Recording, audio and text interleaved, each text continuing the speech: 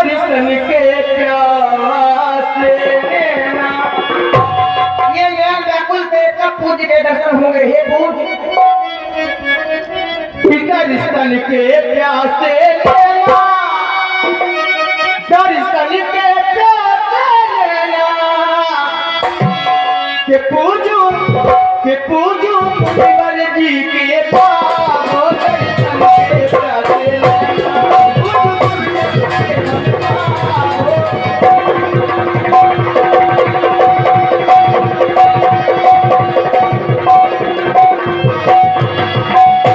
इस राधा में एक हमेशा व्याकुल रहती है कि संत भगवान के दर्शन कब हो? दर्शन के प्यासे नैना, दर्शन के प्यासे नैना, पूजू हाँ पूजू ये पूजू गुरुवर के पावो दर्शन के प्यासे नैना। पूजू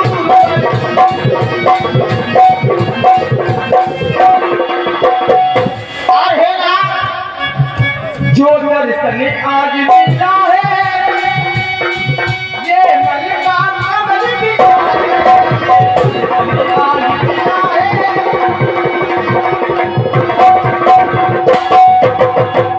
जो आज आपने दर्शन दिए हैं, रहती कृपा की है, मानो ऐसा लग रहा है मन का कमल रूप में फूल कर गया हो। जो दर्शन आज दिया है, मन का ये कमल की प्रभु के पाँव में धूप और छाँव, आपकी चरणों में धूप और छांव है। वो प्रभु के पद में धूप और छाँव, वो दर्शन के प्यासे धूप और छाँव, वो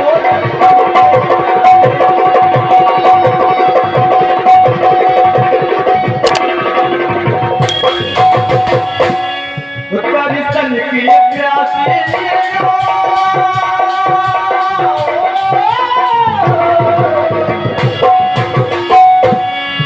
दर्शन के प्यासे दर्शन के प्यासे वो प्रभु के ये प्रभु के पागल पूजे पावो दर्शन के प्यासे प्रभु के पागल पूजे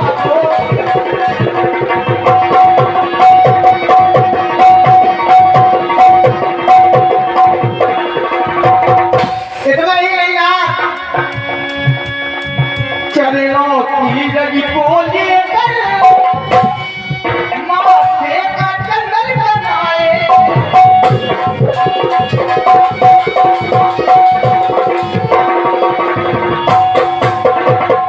मानो आज ऐसा मन कर रहा है कि आपकी चरणों को लेकर माथे पर लगा मुकुट, मुकुट पर लगी किरीट का जंगल बनाए। चरणों की रवि को लेकर माथे पे अपने लगाए वो प्रभु के पागल पूजू पावो दर्शन के प्यासे प्रभु के पागल पूजू पावो दर्शन के प्यासे।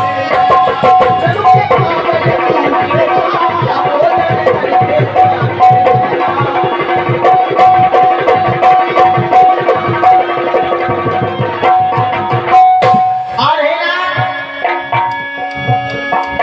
दर्शन है आज जो पाया, अपना जीवन सफल बनाया। आज जो आपका दर्शन किया, मेरा जीवन सफल हो गया। दर्शन है जो ये पाया, जीवन ये सफल बनाया।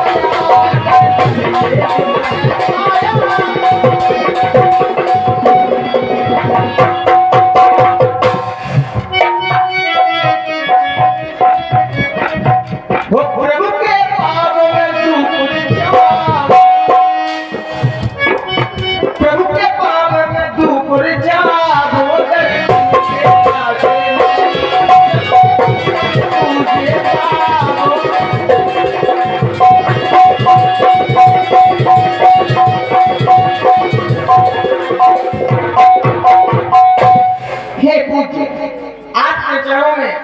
राघव का मन सा हवा जा करुणा तीनों गतिविधियों से सादर प्रणाम स्वीकार देना इस राघव का जवाब।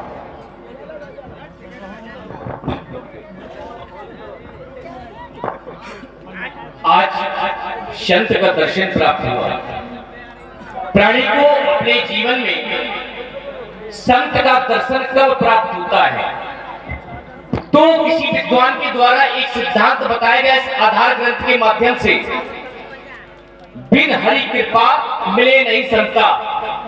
बिना हरि कृपा के संत का दर्शन नहीं होता, उसके लिए हरि कृपा होना भी जरूरी है। हरि कृपा कब होती है? जब माता पिता गुरु स्वामी इन चारों का आशीर्वाद साथ में होता है तो हरि कृपा होती है और संत का दर्शन होता है। और जब संत का दर्शन होता तो मिलता क्या? तो बताएगा पूर्ण सुख। वो सुख क्या है? तो बताएगा नहीं दरिद्र सम दुख जग माही, संत मिलन सम सुख जग नाही। इस संसार में दरिद्रता के समान कोई दुख नहीं और संत मिलन के समान कोई सुख नहीं। लेकिन वो सुख कौन सा है? क्या व्यक्ति को संत का दर्शन करने से वो सुख कौन सा सुख है जो प्राप्त होता है? क्या धन प्राप्त हो जाता है? क्या कोई गरीब व्यक्ति धनवान बन जाता है? नहीं। तो किसी भक्त ने किसी विद्वान से पूछ दिया कि कौन सा सुख प्राप्त होता है, तो उस विद्वान के द्वारा बताया गया कि जब आत्मा परमात्मा का साक्षात्कार करती है, तो जब जो परमात्मा का साक्षात्कार करके जो सुख उस आत्मा को प्राप्त होता है, वो सुख सिर्फ संत के दर्शन से प्राप्त हुआ करता है।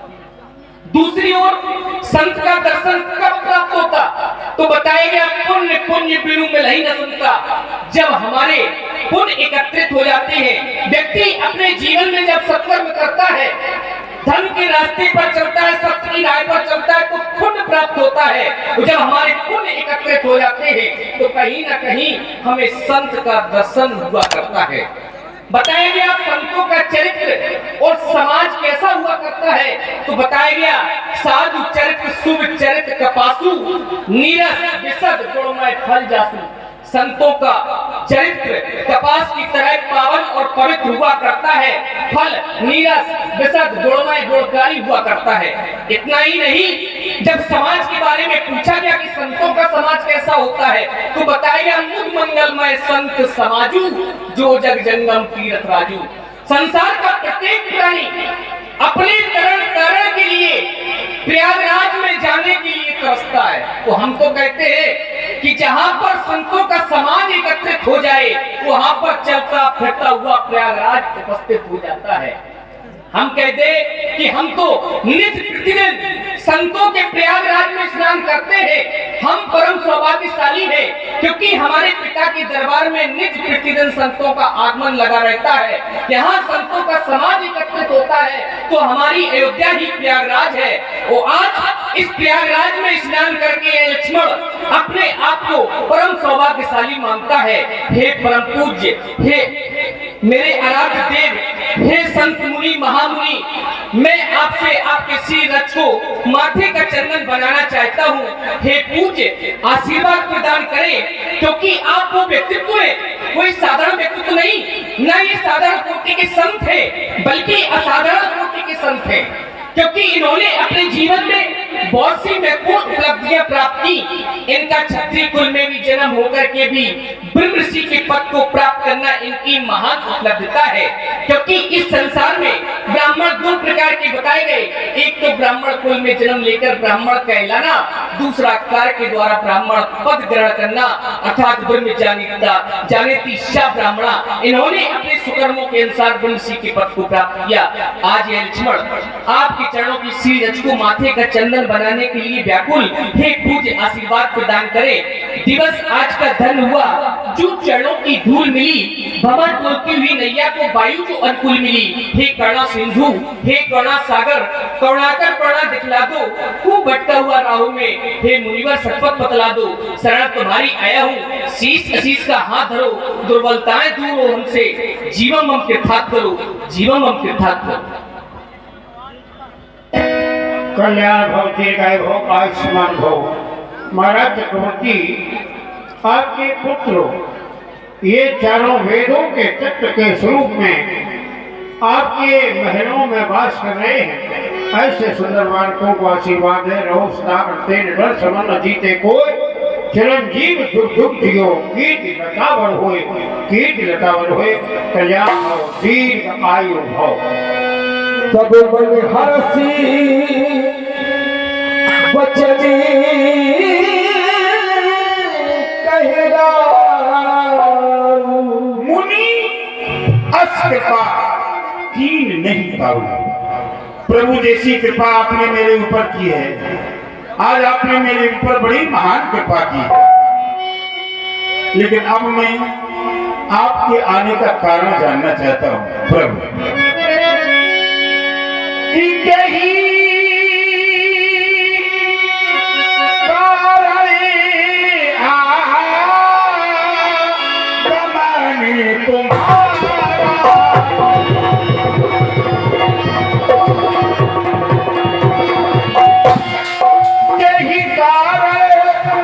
आपके आने का कोई ना कोई कारण अवश्य होगा प्रभु। आगमने तुम्हारा कहा हूँ पुकारते, आप कहीं कौन सा कारण है, उसकी पूर्ति अवलंबित की जाएगी प्रभु। कहा हूँ पुकारते ना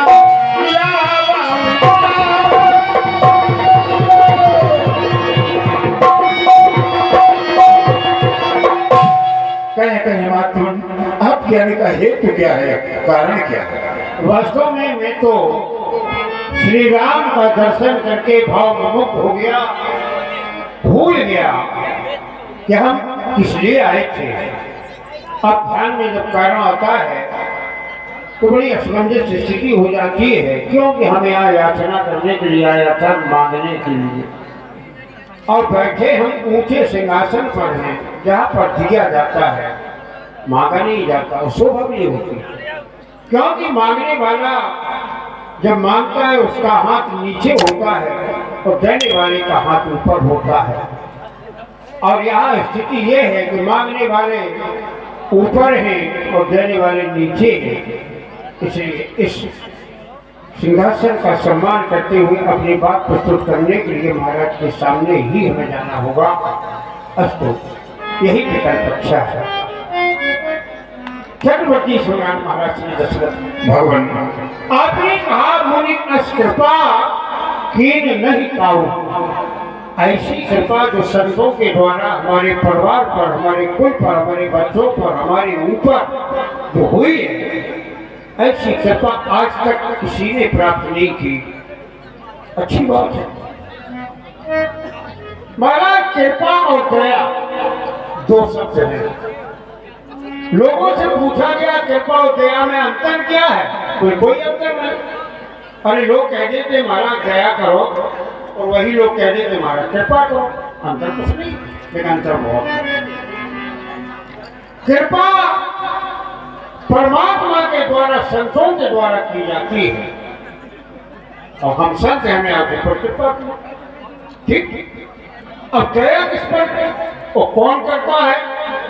दया की जाती है बेबस लाचार निरीह लोगों के ऊपर, असहाय लोगों के ऊपर।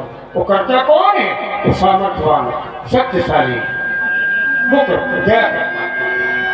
आज मैं आपके पास दया प्राप्त करने के लिए आया हूं, क्योंकि हम बेबस हैं, लाचार हैं। क्योंकि यज्ञ जिसमें हम करते हैं तो ये निश्चय दुख मुझको देते हैं। हवन सामग्री यज्ञ कुंड सब नष्ट भ्रष्ट कर देते हैं। हम अगर उनसे युद्ध करें, ये सब प्रकार से अनुचित है। धनुआ लेकर लड़ूंगा ना, ये फिर भी मेरा निश्चित है। इसलिए उनके अत्याचारों से अकुलाया हूँ, घबराया हूँ। रक्षा सहायता दो चीजें आपसे लेने आया हूँ। असुर समूह सतावे मोही, मैं अचन आयो मोही। ये बेबस लाचार विश्वामित्र आज दया का पात्र बन करके एक सामर्थ्यशाली चक्रवर्ती सम्राट से भिक्षा मांग रहा है। हम पर दया करो, हमारी रक्षा करो, हमारी रक्षा करो। भगवान आपने प्रतिज्ञा की है कि हम युद्ध नहीं करेंगे, शस्त्र नहीं उठाएंगे। राक्षस आपको यज्ञ नहीं करने देते, आप दुखी हैं, दया के लिए पधारे हैं। भगवान आदेशित करें, अब चक्रव्यूही सेना लेकर आपके साथ चलकर आपके यज्ञ करा देंगे ना। धन्य है महाराज, हम जानते थे आप यही उत्तर देंगे, क्योंकि आप क्षत्रिय हैं, वही वीरता में अजय है। आप ही तो हैं जब देवराज इंद्र पर संवरासुर ने आक्रमण करके उन्हें पराजित करने का प्रयास किया तो सभी देवताओं ने आकर के आपसे सहयोग मांगा। धन्य हो गए पृथ्वीपति जब 33 कोट देवताओं के राजा इंद्र को आपने सहयोग दे करके संवरासुर को समाप्त करके पुनः महाराज देवराज इंद्र को सिंहासन प्रदान कराया। ऐसे बलवीर हैं आप। लेकर महाराज भाला और सुई एक ही धात से बनती है, अवश्य बनती है। भाला का काम भाला करेगा और सुई का काम सुई कर सकता। आप अगर सुई से चाहे कि हम भाला की बराबरी कर रहे या भाला से चाहे कि सुई की बराबरी करना नहीं हो सकता। क्यों? अगर हमें कोई वस्त्र सिलना है तो महाराज वह भाला का प्रयोग नहीं होगा, सुई का ही प्रयोग होगा। उसी प्रकार से आपके द्वारा मेरा जो उद्देश्य है वो आपके द्वारा पूर्ण नहीं हो सकता महाराज। फिर किसके द्वारा भगवान? आपके ही महलों के द्वारा, आपके ही परिवार के द्वारा, आपके ही कुल के द्वारा। तभी तो मैं आया हूँ। अयोध्या राजभवन की शोभा जो आपके 4 बेटे हैं, उन बेटों में हम आपसे जो बेटे मांग रहे हैं वो बेटे कोई साधारण नहीं, अनुज समेत देव रघुनाथ था। आप अपना बेटा राम अनुज यानी लक्ष्मण समेत प्रदान करें, उससे हमें मिलेगा क्या? निश्चय पथ मैं हौसला का निश्चयों का मद हो जाएगा। और हम जो अनाथ है समय हमारे कोई रक्षक नहीं है, हम सनाथ हो जाएंगे।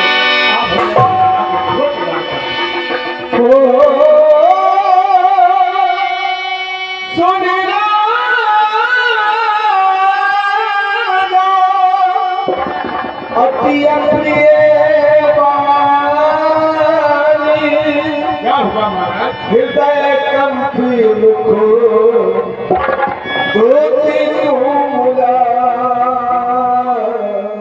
क्या हुआ?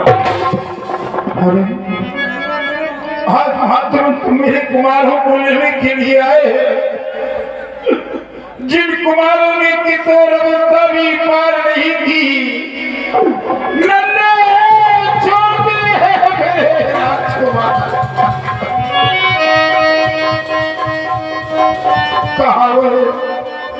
हजार हजार हाथियों को पर रखने वाले विशाल काय राक्षस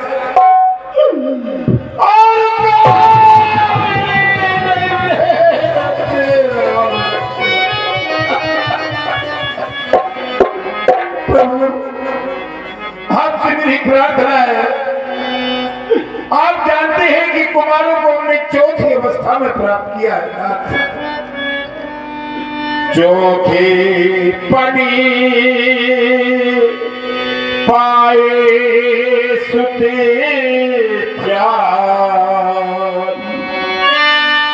चौथी अवस्था में कुमारों को प्राप्त किया, लेकिन विप्री कहे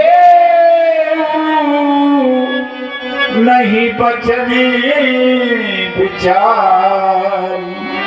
आज अपनी जो कहा है वह विचार करके नहीं कहा। भगवान कुमारों के बदले में मांगो धेनु धन को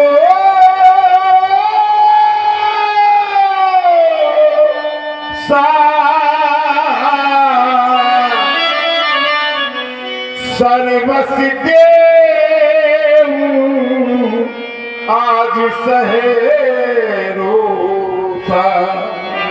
इतना ही नहीं प्रभु, देह प्राण ते प्रिय का छुड़ाई,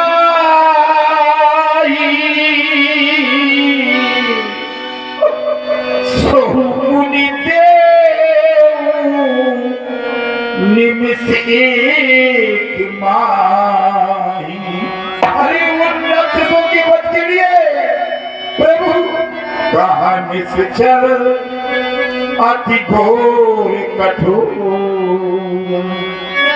कहा सुत सुंदर ये परमो किशोरा। कहा वह राक्षस, कहा मेरे कुमार प्रभु, आप जानते हैं सब सुत मोरे प्राण की